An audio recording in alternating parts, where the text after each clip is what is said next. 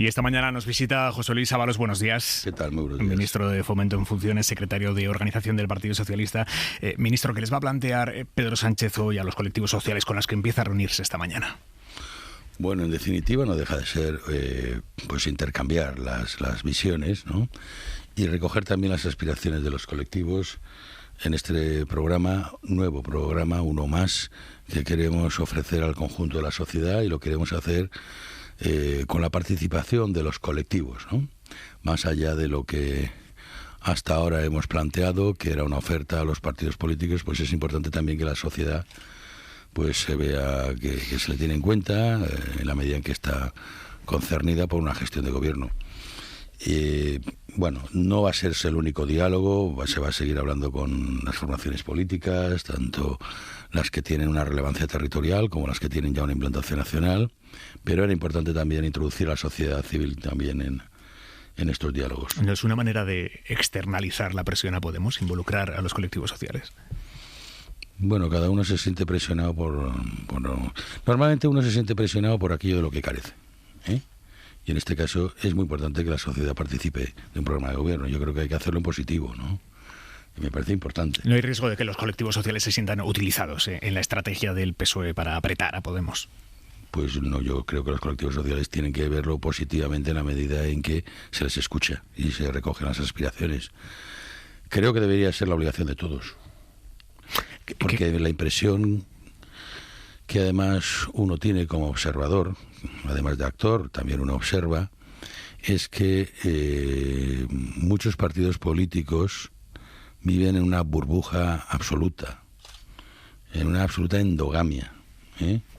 Y no tanto de los intereses partidistas, sino de los intereses de quienes dirigen esas organizaciones. Está hablando de Podemos. No, estoy hablando de Ciudadanos, estoy hablando del Partido Popular, que además están ahora mismo aplicándose en un cierre absoluto, en torno al liderazgo, para asegurar el liderazgo. Lo hemos visto esta semana, tanto Ciudadanos, con esa cooptación de personas procedentes de distintos ámbitos que después de ser insertados en carteles electorales, ahora lo son insertados en la dirección de la organización. Eso en la organización nuestra supondría una crisis absoluta, ¿eh? Pero bueno, eso es cosa de que estamos hablando de naturalezas de partidos distintos. Y en el caso del Partido Popular hemos visto exactamente lo mismo, un cierre de fidelidades con tal de asegurar un liderazgo. Cuando esto se hace es porque precisamente hay una debilidad de liderazgo, ¿eh? Si no, no se hace. Y entonces viven en esa burbuja, que quiere decir que al margen de lo que son las expectativas y las necesidades de los ciudadanos, que lo que quieren, y más en concreto las organizaciones sociales, pues es que sus reivindicaciones se transformen en la agenda de un nuevo gobierno. ¿Son organizaciones sociales representativas de toda la sociedad o son de la órbita del PSOE? No, son organizaciones, no tendría ningún sentido, ¿eh? Para nada, son organizaciones que tienen relevancia en los ámbitos en los que pues se desenvuelven, ¿no? Pues ahora empieza la agenda con organizaciones feministas y con organizaciones que tienen que ver con ciencia. Nos contaba Mariola Lourido a las 8 de la mañana que ella llamando ayer a las organizaciones feministas que van a ir esta mañana a la Moncloa, que había algunas sorprendidas porque la llamada les llegó ayer por la tarde. Eso me refiero, es una estrategia un tanto improvisada. No improvisada, pero sí, digamos, precipitada por la coyuntura y en el contexto en el que se producen, que es intentar lanzar esta oferta. Mire, en el debate de investidura no hubo un debate de contenidos políticos, no lo hubo. Hubo un debate de descalificaciones y de posicionamientos particulares. Pero si se da cuenta, la intervención que hizo el candidato a presidencia, el hoy presidente en funciones, en torno a 6 ejes de actuación, ninguno de ellos fue debatido ni discutido. O sea, no se entró en contenidos. Fue meramente de descalificación de la candidatura. Por lo tanto, pero esto no quiere decir que a nosotros nos parezca bien que no se hable de política, que no se hable de agenda de gobierno, de un plan de acción de gobierno. Es que el gobierno está para gobernar y desarrollar propuestas de política pública. Y ese debate no se está dando. Cuando me ha dicho que estas reuniones con los colectivos van a ir en paralelo a otras reuniones con partidos políticos, ¿esos contactos van a ser públicos o privados? Bueno, no, yo creo que básicamente públicos, porque además no tiene ningún sentido que sean secretos, ¿no? Porque entiendo que la acepción de privado se refiere a eso, Sí. a reservado, ¿no? No, además es imposible hacerlo así. ¿Es imposible negociar en secreto durante estas semanas de agosto para aliviarse presión? Pues yo creo que es muy complicado, lo hemos visto, ¿no? Que hasta aquello que se pretende, en fin, que forma parte de los contactos pues más privados, digamos, que no reservados, pues se han trasladado, ¿no? El nivel de transparencia es máximo. Por todas las partes. Sí, sin duda son los tiempos. ¿Y ha habido algún tipo de contacto entre Pedro Sánchez y Pablo Iglesias desde la semana pasada, justo el jueves, la investidura fallida? Yo creo que no. ¿Y entre segundos niveles tampoco? No, lo que ha habido es, lógicamente, y en la medida en que esta semana también se han constituido comisiones en el Congreso, pues los diputados se encuentran, se ven. Yo también soy diputado. Hablamos, comentamos, obviamente, pero dentro de ese ámbito de informalidad. Y en ese comentar, ¿cómo ve a Podemos una semana después? Bueno, los veo como lo ven todos, ¿no? Insistiendo en una fórmula que nosotros intentamos llevar a cabo y que no fue posible. No fue posible por la letra pequeña, ¿no? Creo que no es un momento de letra pequeña, el momento que vive el país, y sobre todo la oferta que hacía el presidente en funciones y candidato en ese momento era una oferta que con perspectiva histórica es difícil entender la respuesta, porque no ha habido ninguna experiencia de gobierno de coalición desde la restauración de la democracia, ¿no? No ha habido ninguna. Por lo tanto, el mero hecho de plantearlo, de proponerlo, tenía que haber sido acogido con una mayor amplitud. ¿Usted cree de miras. que Podemos se arrepentirá de haber dicho que no a la vicepresidencia y a los 3 ministerios? Yo creo que a día de hoy ya deben saber que se han equivocado.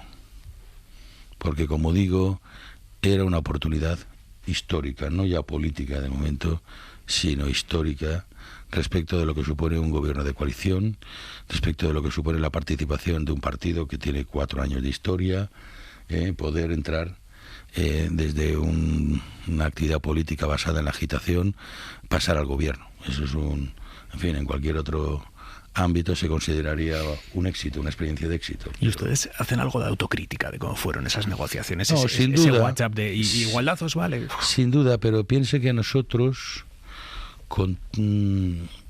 hemos ido cambiando de posición. Digamos que creo que en lo sustancial hemos sido la única formación política que ha variado su posición en poco tiempo. Ellos llegaron a renunciar a que su líder estuviera en el gobierno. Bueno, mire, se renuncia cuando uno tiene un derecho adquirido. La cuestión es discutir si eso es así.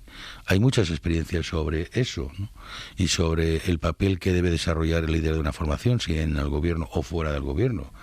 También tienen el grupo parlamentario para liderarlo, ¿no?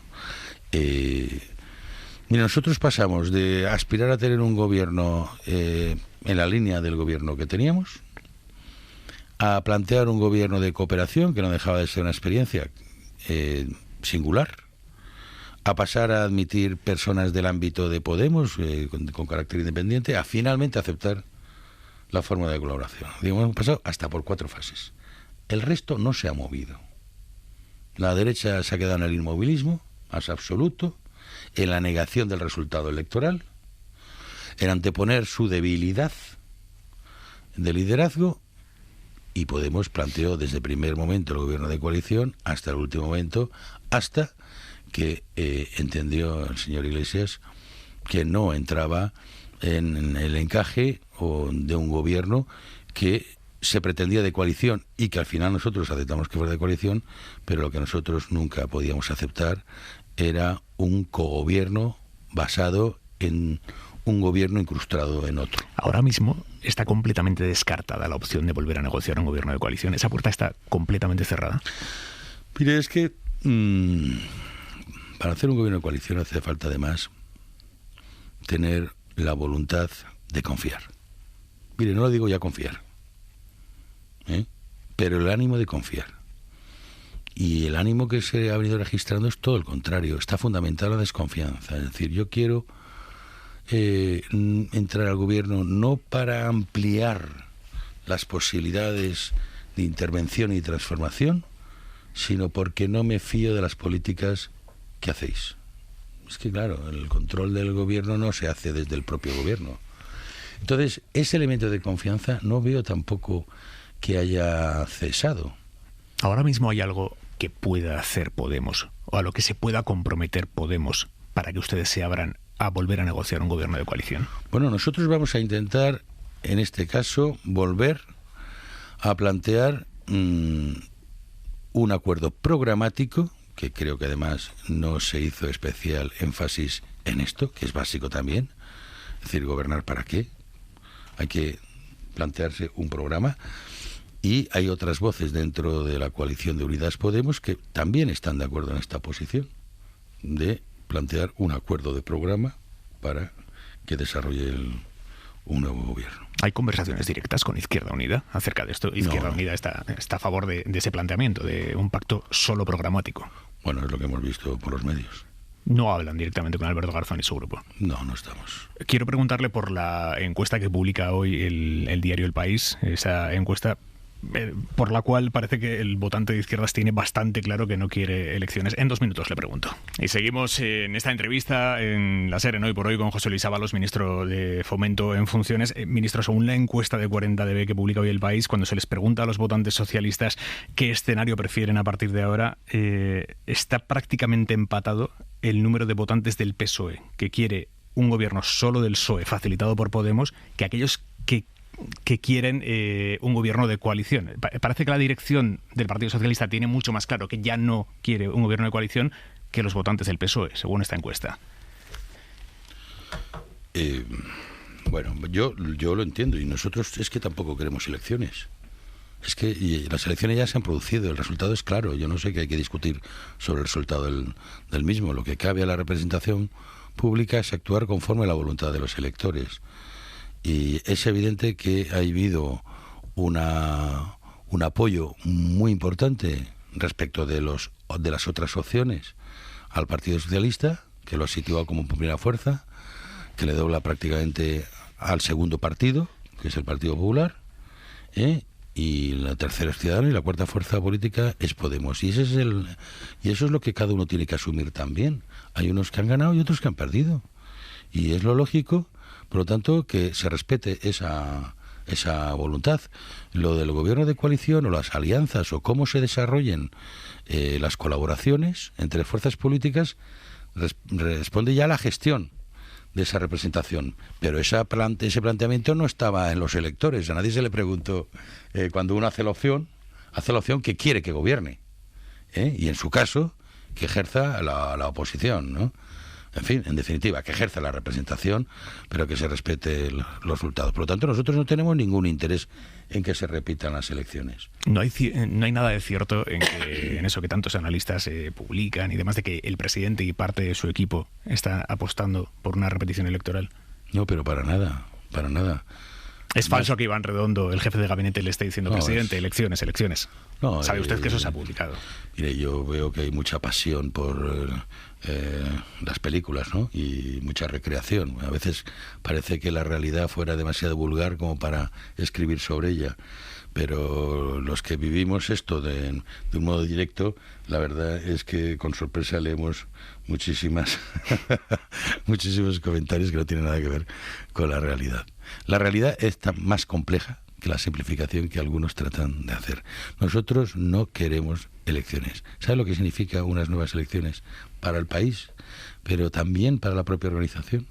¿Y por qué nosotros, que hemos ganado unas elecciones y estamos contentos y satisfechos de su resultado, tenemos que volvernos a poner en la situación del juicio popular?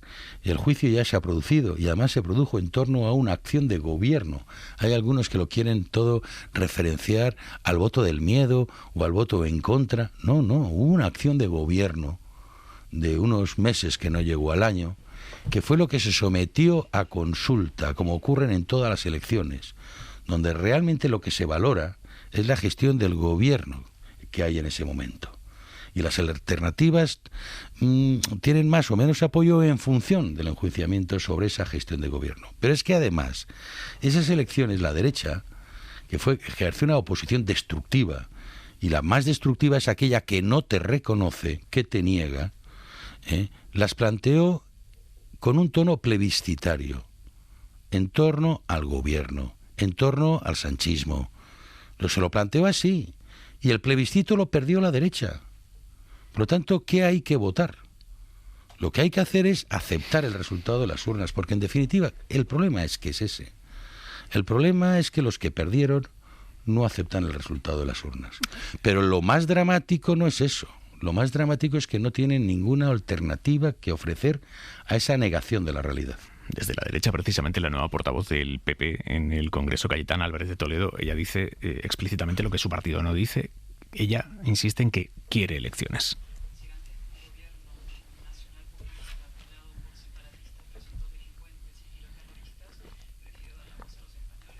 ¿Qué opina, ministro? Pues es que los españoles ya han hablado. Y ella debería respetar más a los españoles y a las españolas y asumir que es la única diputada por Cataluña.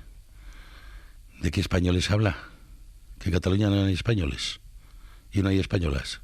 ¿No le parece dramático que solamente haya una diputada por toda Cataluña del Partido Popular y uno invoque a España despreciando a parte de España y además utilizando ese nivel de descalificativos?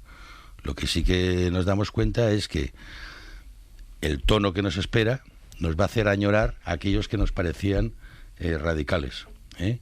Y me parece que ese mensaje que a veces el señor Casado nos quiere hacer trasladar de moderación o de centralidad, pues con esta portavoz, en fin, quede por imposible el propósito. Quede imposible el propósito. ¿Ustedes siguen confiando con este PP que ha salido esta semana de la Junta Directiva Nacional en que se terminen absteniendo? No, nosotros no confiamos. Nosotros apelamos. Porque además incluso el hecho de que no lo puedan hacer ni lo vayan a hacer, no hay que librarles de la responsabilidad. ¿Usted asume que no lo van a hacer? Yo lo único que recojo es la negación insistente, pero eso sí, siempre advierten, no me presionen más. Luego, no me presionen más, es que ellos son conscientes de la presión, pero no de la presión que nosotros podemos hacer, sino de la presión por la responsabilidad, por la coherencia de cuanto han venido diciendo cuando los beneficiarios de la acción de otros, o mejor dicho, de la acción responsable de otros les beneficiaba.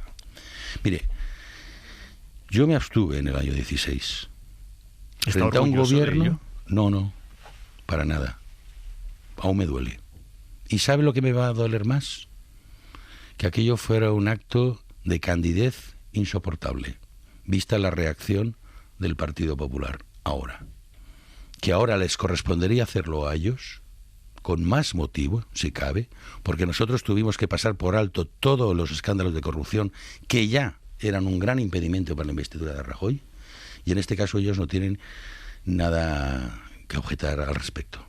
Y sin embargo, lo despachan con una frivolidad que hace que todos aquellos que apelaron a la responsabilidad del Partido Socialista en su momento, todos aquellos que maniobraron casi hasta a abatir al propio Partido Socialista, pues nos hayamos dado cuenta que fue un gesto, en fin, no ya quijotesco, ¿no? Ellos ahora tienen que demostrar todo cuanto pidieron, todo cuanto expresaron. Yo recuerdo de aquella época una carta del señor Rivera a mis compatriotas socialistas. Les recomendaría que se la leyera, que se leyera sus propias palabras. Nos decía ayer aquí Pablo Montesinos, ¿cómo vamos a abstenernos ante un partido socialista que mañana va a tener una presidenta de Navarra gracias a la abstención de Bildu? ¿Y cómo puede hablar alguien que ha blanqueado la ultraderecha en este país? que está hablando de las mujeres como hablan y de la violencia de género transformándola en una cuestión familiar.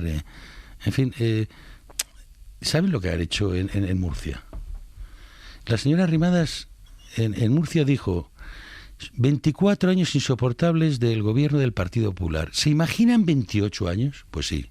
Ahora no hace falta imaginarse. ¿Usted se siente cómodo? Entonces, ¿cómo puede ser que allá donde el Partido Socialista en Murcia, en la Comunidad de Madrid, en Castilla-León, ha sido la fuerza más votada y ha tenido que recurrir al Partido Popular con Ciudadanos al apoyo de la ultraderecha, no tiene ninguna legitimidad para hablar de un único caso? ¿Usted se siente cómodo con el caso de Navarra? ¿Con que vaya a salir adelante la presidencia del PSN con la marca Navarra de Gueroa Abay?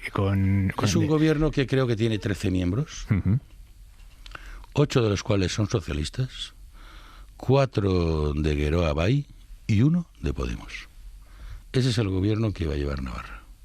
Y en un gobierno de Navarra de los que 13 son 8 socialistas, a mí me parece que es un gobierno que merece la pena confiar. No sé, yo le pregunto por el nacimiento de ese gobierno. ¿Sabe usted que ese gobierno no nace si no va a través de una abstención de los parlamentarios de Bildu? ¿Usted se siente cómodo con esa abstención de Bildu?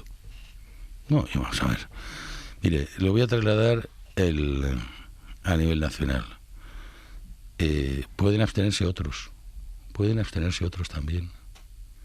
¿Usted cree que eso es coherente?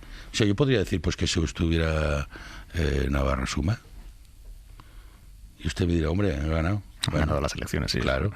Y entonces, ¿por qué ahora el señor Casado y algún medio de detrás dice que dejemos para la alternativa al señor Casado y que nos abstengamos nosotros con los 123 diputados? Eso no está sobre la mesa, ¿no? Eso se está planteando, se ha dicho esta semana, el último delirio. Claro, le parece, es tan delirante que a usted le parece que ni se ha planteado. Pues sí, se les ocurre porque no tienen otra alternativa. Mire, son excusas, ¿vale? Son excusas. Lo que está claro es que en Navarra la experiencia con la Unión del Pueblo Navarro no ha sido positiva para el Partido Socialista. El Partido Socialista ha sufrido mucho en Navarra, se ha entregado en varias ocasiones, al menos en 2, a la renuncia de toda expectativa electoral, y ha sido a costa siempre del Partido Socialista en Navarra. Hombre, ya es hora, yo creo, cuando los compañeros dicen que les demos una oportunidad, creo que a la tercera hay que darles la oportunidad. Y en Aragón ha nacido un gobierno cuatripartito. ¿Se puede gobernar con 4 partidos dentro de un gobierno?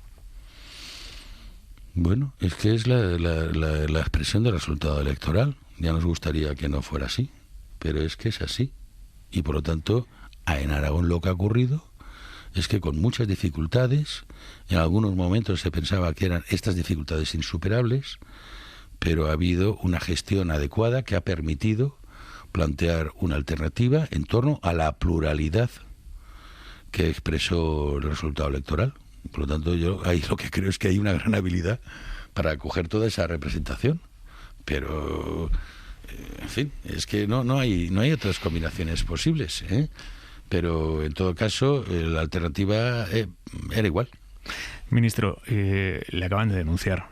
Podemos Izquierda Unida han presentado una denuncia ante la Fiscalía contra usted, contra otras 27 personas que durante las últimas 3 décadas han sido ministros de Fomento, como en su caso, o han sido responsables de Adif, o Renfe, o del Ayuntamiento de Madrid. Les denuncian por la Operación Chamartín, Operación Madrid Nuevo Norte, que acaba de desbloquearse en el Ayuntamiento, y les culpan de un supuesto quebranto de 2.780 millones de fondos públicos. ¿Qué opina? Bueno, acojo la denuncia primero con mucha tranquilidad, porque obviamente de todos esos personajes soy el último que ha llegado y no ha hecho nada especial, nada que no estuviera hecho, pero con mucha indignación también, de lo que me parece un ejercicio de hipocresía tremendo y, por supuesto, no asumir el contexto político que se produce. Fíjese, hablábamos de confianza antes y fíjese lo que nos encontramos, como para confiar. A usted Podemos le dijo, le vamos a denunciar. No, me entero por la prensa. Pues es que además yo, en este caso, mire, tengo que ver porque soy el titular de Fomento y se produce ahora. Pero yo no he participado en ningún órgano donde se haya resuelto nada al respecto, ni autorizado nada, ni he firmado. Es que no. Vamos a ver, yo me encontré un proyecto reformulado por la gestión de la alcaldesa Carmena, que formaba parte de un grupo municipal que apoyaba a Podemos y estaba de acuerdo el ministro anterior. A mí la señora Carmena me vino a ver a pedirme el apoyo. Y yo, con buena fe, apostando porque la señora Carmena no podía estar mezclada en ningún proyecto especulativo, apoyé políticamente, porque mi intervención ha sido solo de declaraciones políticas en favor de un proyecto que defendía la alcaldesa anterior. Entonces, como comprenderá, que yo tenga que verme envuelto en una historia que no tengo nada que ver y que en la denuncia se omita a quien reformula el proyecto y a quienes incluso lo aprueban, porque se aprobó la semana pasada. ¿Cómo interpreta usted que haya, bueno, es que es una denuncia de Podemos personas, pero contra no Podemos. La Carmena? Es una denuncia de Podemos contra la gestión de Podemos. En su momento, apoyada por el propio Podemos, como hay testimonios. Pero sin citarlos. Sin citarlos. O sea, ¿qué es? ¿Una venganza entre ellos? ¿Es un ajuste de cuentas? Y nos tienen que implicar a otros que no tenemos nada que ver. ¿Usted cree que la Dirección Nacional es un acto de propaganda frente... ¿Sabía la Dirección Nacional de Podemos, cree usted, que iban a presentar esta denuncia? Yo lo que he visto es que el secretario de Acción Electoral, bueno, el que era secretario de organización, Pablo Echenique, mientras esto se producía y que nunca dijo nada más que para bien, ahora lo que he leído es que hay que investigar. Bueno, no hace falta que investigue. Esta operación se produjo cuando él era secretario de organización o responsable de organización de Podemos. Es cuando tenía que haber actuado. Y no actuó. Y ahora sí. ¿Y por qué no citan a la señora Carmena a la denuncia? Si es la que reformula el proyecto. ¿Y por qué no citan al actual alcalde y a todos los miembros de la corporación que esta semana pasada aprobaron el proyecto por unanimidad? Sobre el fondo Vamos a ver, es que yo he leído en los medios, que por cierto estaba yo en Rabat, y leo los medios con un gran alarde la aprobación de este proyecto. Oiga, y en todo lo que es el recorrido meritorio yo no aparezco, pero para la denuncia sí.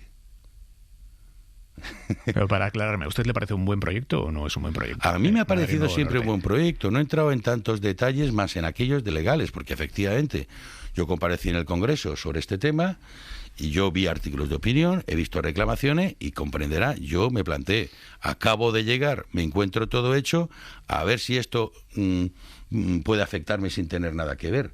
Y obviamente recurrí a la abogacía del Estado, recurrí a todos los servicios del Ministerio, para que miraran efectivamente si había algún elemento que me pudiera perjudicar. Y después de ver todos esos papeles... Y no tuve ninguna respuesta más que está todo bien. ¿No es cierto que en los últimos 25 años se han ido produciendo modificaciones contractuales por las cuales se beneficiaba a las empresas privadas frente a los intereses del erario público? Mire, ese debate se lo pueden hacer a la anterior alcaldesa y al anterior equipo de gobierno municipal, que es quien debe responder. Pero le digo, hace 2 días, o 3 ahora, a día de hoy, 3 días, la señora Carmena y el concejal de urbanismo que le acompañaba en este proyecto publicaban en el diario El País un artículo apoyando el proyecto. Este es un proyecto urbanístico. ¿Le consta que el BBVA quiere vender su parte de lo presente? Es que nosotros no entramos en esa operación. Es decir, el Ministerio de Fomento solamente entra por Adif, que es el administrador de infraestructura ferroviaria, porque tiene esos suelos y no se plantea ninguna operación especulativa, porque no va a ganar nada DIF, porque todo se va a revertir en el propio proyecto donde se inserta lo que va a ser la estación de Madrid, y un centro intermodal de transporte y de conexiones. Todo se va a reinvertir. Por lo tanto, de cara a DIF no hay ninguna especulación, porque todo queda en el mismo proyecto. Ministro, le veo muy dolido con esta denuncia. Claro, porque me parece indignante. ¿Para usted esto le ratifica porque, mire, el nuevo gobierno con Podemos? Es que cuando uno lee un titular de un digital, dice Borrell y Ábalos acusados de corrupción. Pero vamos a ver, o sea, el primer ministro desde el año 93 y el último que ha llegado. Y todos los demás no salen ni citados. Es que no sale citado ni tampoco los alcaldes o alcaldesas que han participado en todo esto. ¿Cómo no voy a estar indignado? Porque luego, efectivamente, todo esto se utiliza, ya sabemos para qué. ¿Para qué? Pues para manchar las reputaciones y para implicar al Partido Socialista. ¿Cuánto tiempo hace que no gobierna el Partido Socialista en Madrid? ¿A qué viene esto? Pero ¿cómo se puede entender que esto que ha sido defendido por la señora Carmena y que yo la apoyé por buena fe, porque confío en ella y confiaba en ella, ¿cómo puedo tener yo un depósito de buena fe y responderme con esta mala fe? ¿Va a pedir explicaciones a la Dirección Nacional de Podemos por esta denuncia? Bueno, ya lo estoy haciendo, porque ¿sí? ayer mismo ya le contesté en la especialidad del señor Echenique, que es Twitter, y yo no sé qué obsesión con esto de estar todos los días diciendo alguna barbaridad, pues ya le respondí con dos cosas claras. La gestión era del equipo municipal de Podemos. La señora Carmena, todos hay que recordar que fue un gran éxito para Podemos. Ahora parece que no, que nunca tuvo que ver. Y dos, el que tenía que velar por la gestión adecuada o inadecuada de Podemos a nivel orgánico era el mismo. Y no voy a tampoco responder más, porque tampoco me parece que la cosa tenga más recorrido más allá de la intencionalidad política. ¿Entiende? Porque desde ese punto de vista uno pues está tranquilo.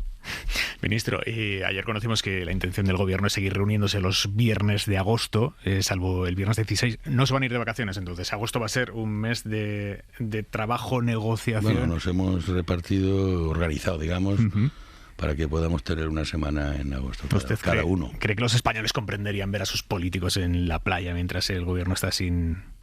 El gobierno no, España está sin un gobierno que no sea en funciones? Bueno, pues por eso mismo hemos tomado esta decisión. Con nosotros no habría la condescendencia que habría con el señor Rajoy, que se permitió en el año 16 irse de vacaciones tranquilamente y nos recomendó a todos los españoles relax. Imagínense si hacemos nosotros eso. Pero claro, a todos no se nos mide igual. José Luis Ábalos, ministro de Fomento en funciones, secretario de Organización del Partido Socialista. Gracias por estar esta mañana en la SER. Buenos días. Muchas gracias. Muy buenos días.